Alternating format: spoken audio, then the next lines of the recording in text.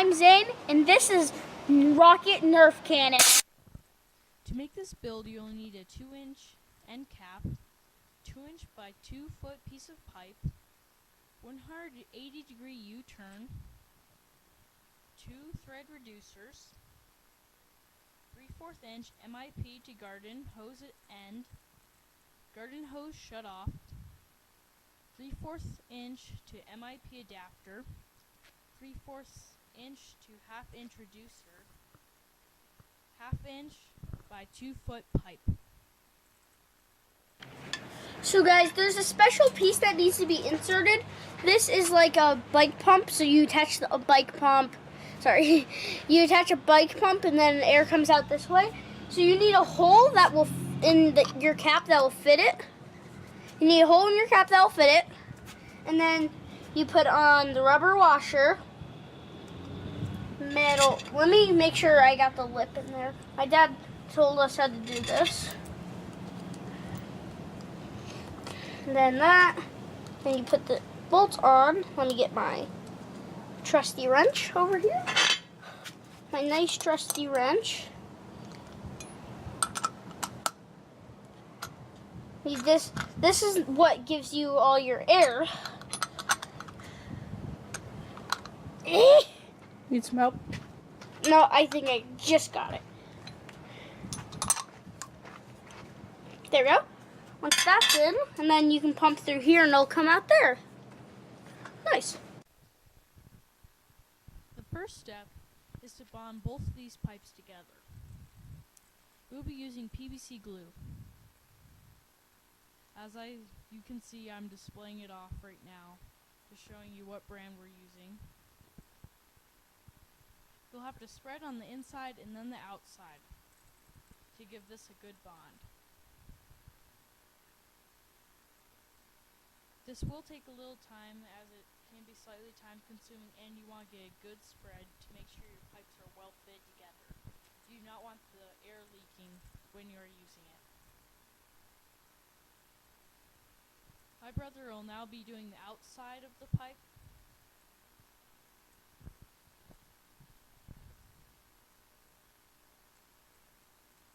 After that, you're going to stick them together.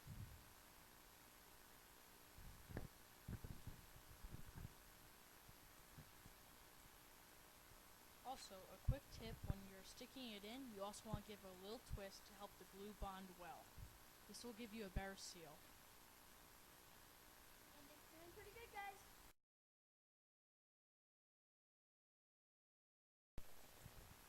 Now we'll need to glue the 180-degree U-turn to our other piece. This will be the existing air chamber. Also, just like in the last piece, make sure to glue and twist together. This chamber is good for 100 psi plus, which is also known as pounds per square inch. Always make sure to get a good glue around the outside and inside so that you've got a tight fit. You don't want this part to blow apart because this will hold a lot of pressure that could hurt you and injure you very greatly. Here we are getting it all together, and also always make sure to clean it up.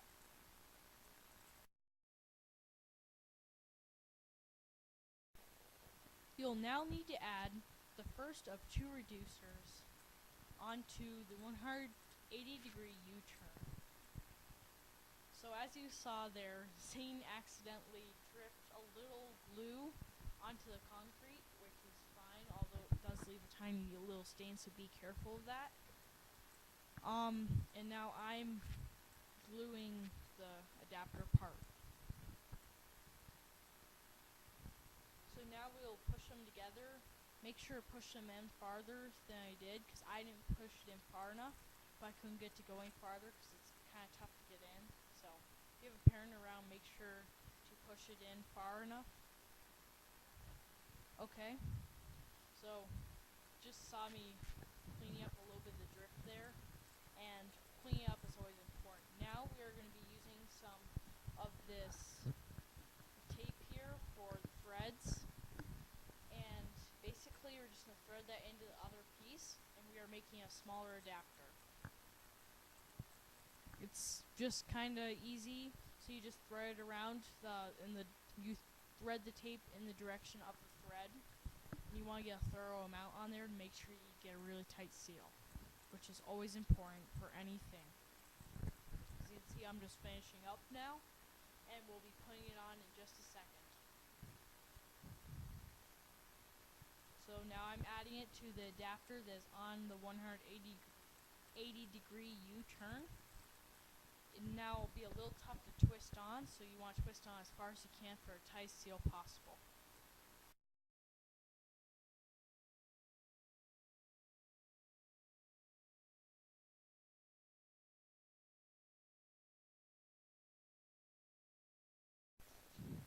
It is now time to add our 3/4 inch MIP to garden hose adapter to our threaded reducers.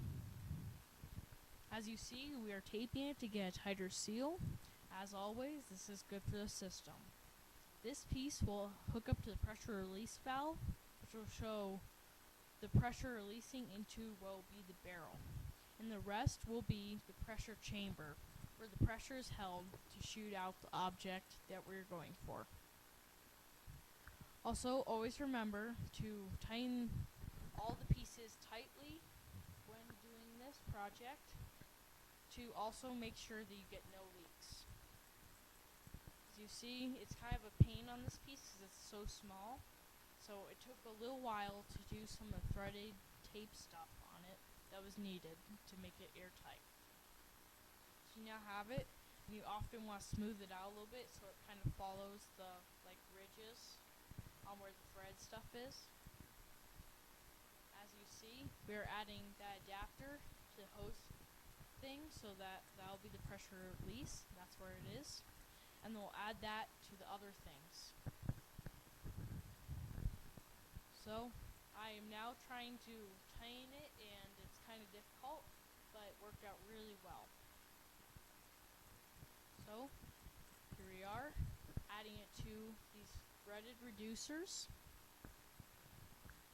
making sure everything tightens well. I got the wrong way. It wasn't really wanting to get on. I realized I was going the wrong way with it, but this is a good fit. When it's tight, you know it's a good fit. Here we are, just twisting away, making sure it's all good. So, you're good. We will now be adding the 3/4 inch to MIP adapter on the end, and this will be the start of the barrel, which will also be attached to a 1/2 inch by 2 foot tube. This is what we'll shoot out of, so you can shoot whatever you want. You can make different adapter sizes to it. Really simple. So we shot a Nerf rival gun bullet out of it and a regular Nerf bullet out of it, and they both work really well, and you'll see some of the distance we got on the regular bullet very soon in some footage that we've spliced together. It's pretty insane. It's very interesting, and I think you're really going to enjoy that part of it. So now we've got the second piece on. You got to make sure to glue all of it. So we are now gluing the end, the 1/2 inch by 2 foot tube, which is basically just the barrel, to the other adapters to make it compatible with the rest of the stuff. So giving it a nice good glue, make sure all fits well, although it's not as important as the pressure chamber itself. So now getting it in, push it in nice and far and give a twist as much as you can to help activate the glue. Now you're good. Okay guys, we're making rockets now. Now that the launcher is done, I'm just going to scoot this back a touch. So what you want to do is fold this like this. It's made of tin foil. Don't get it too tight. I have to learn from my mistakes of making many of these rockets. And then, here, at the end he's going to rip it. So here. Once you get enough tin foil, you just want to rip it. It's kind of off frame, I think, except camera's auto-focusing on it, so that's kind of good. Okay, now we're just gonna kind of wrap it over. Don't make it too tight or the rocket will break. Now this is probably gonna sound horrible. Or it could be an NSR VR or whatever it is. I don't know what it's called. Now don't get it too tight, but you want it pretty tight because the edges don't work. Oh, you just busted the top. It's fine. It doesn't matter. It's just making sure it all went through well. Now it doesn't have to look super pretty at work. No. So you know, make it just look like a big chunk of foil. You can make as many of these as you want. These are not permanent. If you want really good rockets, make them out of paper or foil. So once I'm done with this foil, I'm going to take there's not that much more. Probably going to use the rest of it on rockets. But now we're going to take out this tube and we're going to make a special rocket for it. I made a PVC rocket, but it's way too heavy. So here you go. You want to make sure not to crinkle that end, and then it just goes in, nice and easy, and then it just shoots off. And then when this is working, when the pressure release valve is clicked, pew, shoots off straight at the camera. Yeah, maybe we'll shoot one at camera for fun. But this is how so there's the pressure. Hold on, here's the pressure release. This is a hose. This is a hose pressure release. See? It just kind of simple. Okay, wait. Show them how you're gonna hold this. So show the camera how I'm holding this. Okay, here we go. Sorry for the movement. So you hold this like this. Hold up by the tank. You want to look down at this glue will be dry, of course. Then you have your finger on the pressure release. Let go. It's gonna shoot with about 102 psi. 100 to 200 psi. It's gonna be amazing. Trust me. So it's gonna be amazing. So we'll probably see you when we actually do some testing. In 24 hours, because the.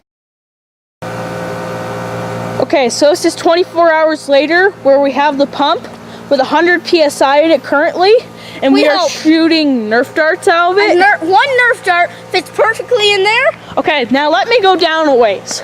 It's gonna fire. Okay. I'm going down a ways here, just so you guys can see.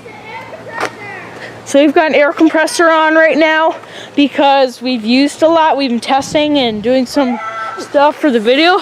Okay, he's all the way down there. Go! Oh my goodness. You see that car right there, the one in front? That just hit. Here, I can't show license plates. But that just hit that car. So, I'm trying not to show license plates just because people want their privacy. So, this went almost a block. This little gun with 100 psi went almost a block. Zane, it stopped here, right here. Okay, so we are here, and here, let's see if I can get it without any license plate. Okay, all the way down there where there's like that round thing, like a trailer. That's our house. That's where we shot from. So, we've gone almost a block with a simple little dart. One dart. Okay, we're gonna do a slow motion shot, or yeah, maybe we'll post a slow-mo shot in another video. But no, we can put it into this video. I know how. Anyways, maybe we're gonna end it here. Have fun making your own experiment. Be careful though, because you do not want this to blow up. And make sure this piece is all the way back, like to down here. And make sure this screw is all the way in, or it'll leak psi. Well, air, but yeah. I hope you enjoyed. Be careful. Have fun. We'll see you next time.